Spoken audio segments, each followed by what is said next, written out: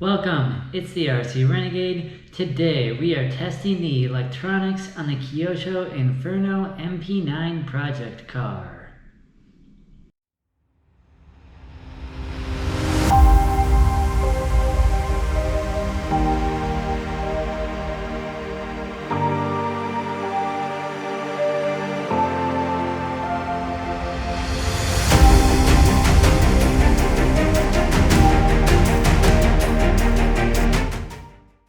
Here's our transmitter that came with the Kyosho Inferno MP9, and I took the battery cover off. These are the original batteries that came with the transmitter when I bought this car, and when I turn it on, it'll beep,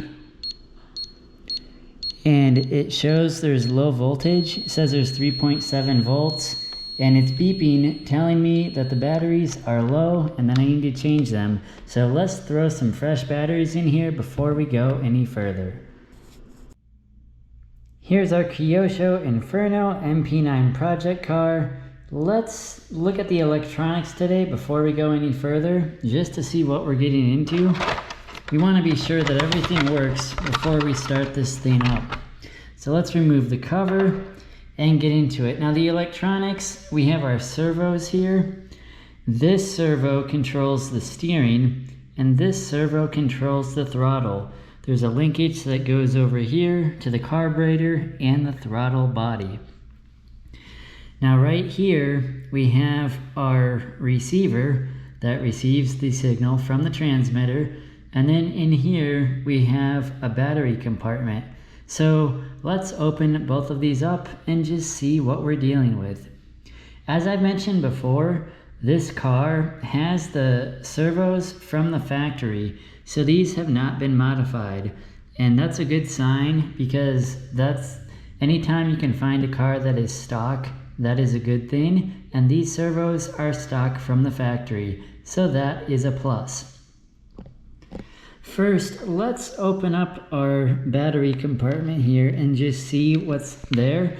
Sometimes these cars will have a, see, we just removed the little pin there. Sometimes these cars have a rechargeable battery that you plug in and charge. And sometimes these cars have like a battery pack where you have like AAA or AA batteries. Let's see. Okay, so here's a battery pack. These appear to be just double A's that you put in yourself, and I did not put these in. So these are original from the previous owner. I don't know if they have a charge, but we're gonna find out. But now that we see that we have batteries here and that they are hooked up, I don't see any corrosion on the terminals or anything like that, so that's good. So let's close this up and open up our receiver box instead here. Let me get the pin back in. I can't do it with one hand, we'll do it later. Let me open up our receiver box here and we'll take a look at what we got going on here. Just remove our pin. So here is our on and off switch for the car. It's under like a rubber protection piece, you can see. So let's open this up and just see what we got going on. Okay, there's some sort of like a protective pad here. And under here, there is our receiver. That's our receiver for the vehicle. And the switch is in the off position right now. So let's just turn it on and see if anything happens. Okay, I flipped the switch. Okay. Our receiver is blinking. That means that it is getting power from the battery pack. So at the moment, that tells me these batteries have enough charge to at least cause this to turn on. So now let's turn this back off. Now that we know our battery system is working, and we'll turn on the transmitter. I put fresh batteries in the transmitter, so I know those are good. So let's turn both these on and see what happens. The old transmitter batteries are removed. We got some fresh ones in there. It was at 3.7 volts before. Let's turn this on and check. We're at 5.4 volts and there is no beeping. Okay, let's flip the switch. The car is powered on, and we know that because we can see this red light here on the transmitter is on. It's kind of hard to see with this protective foam, but you can see the red light is on there. So now let's turn the wheel on our transmitter and see if it'll turn the wheels.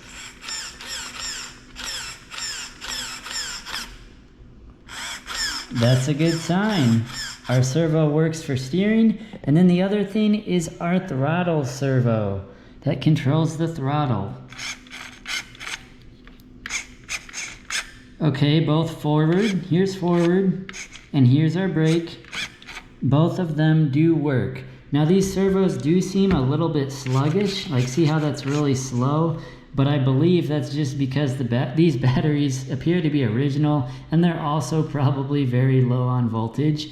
But for today, we just wanted to check to make sure that the electronics work. Our receiver is receiving the signal from our transmitter. Actually, our transmitter is transmitting a signal, which is important, and then our receiver is receiving it, and then so that means the battery pack is working for everything, and then both of our servos work, which is important because I wasn't sure. Sometimes, the gears are stripped or they're seized, or just, there could be any host of issues. So the fact that everything appears to be functioning as normal is a big plus. Thank you for watching. As always, stay tuned for more videos. Like and subscribe, and be on the lookout for more videos in this series. Thanks guys, we'll catch you later.